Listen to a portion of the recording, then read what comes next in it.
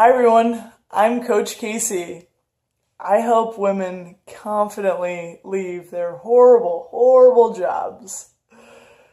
And I'm going to talk to you about let's talk together, okay? I'm going to talk with you about finding direction. That is like when you're in a horrible job and you see it for all of its glorious horribleness, in other words, known as shittiness or shite, as as British people like to call it.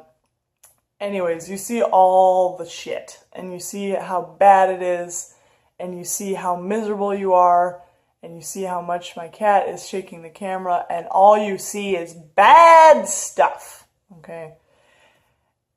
It makes sense, okay? Because, like, it's a bad situation. It's like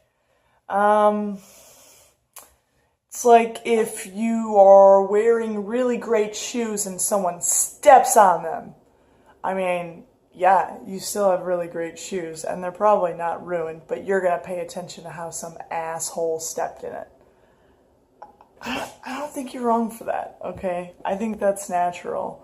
And it's especially natural when it's not just your shoe, but you're in a freaking suit and it's enveloping you, and it's like, all of a sudden it's a body bag and you're being thrown into a river, and that's what it feels like to be in a shitty job, guys. That's dark. Okay, so oh my gosh. Oh. Oh my god. I was totally trying to avoid kittens this time. Okay. It's still recording, so here we are. So you're in a body bag in a river and you're dead, and that's what it feels like to be in a horrible job. So, hey, yeah, you're gonna think about that job a lot. That makes sense. But it's hard when you want to do something else, but you have a hard time figuring out, what do I even want to possibly do?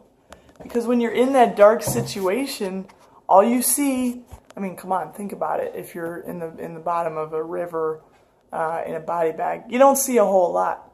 You're just trying to survive. So if someone comes up to you and says, "What's on your vision board?" or like, "What's your ideal job situation?" You can sometimes be like, "Look, I'm fucking drowning here, Like, I'm just trying not to die. I'm trying not to freaking explode, okay?"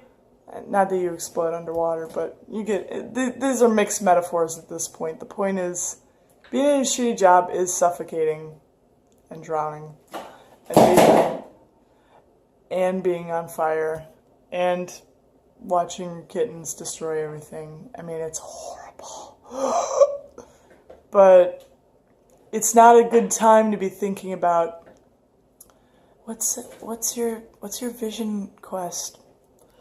And I mean, I want to go on a vision quest too, okay? So I'm not knocking that stuff. I'm just saying that when you're in it, you can't really, you just, So, but at the same time, if you don't know where you're going and you don't know what you're shooting for, it's going to be hard to move either,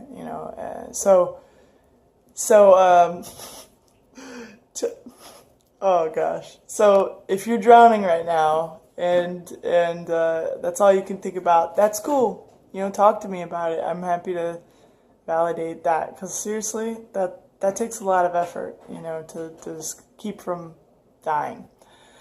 But if you're kind of coming up for air and just kind of like, I want to do something different, you can talk about that too.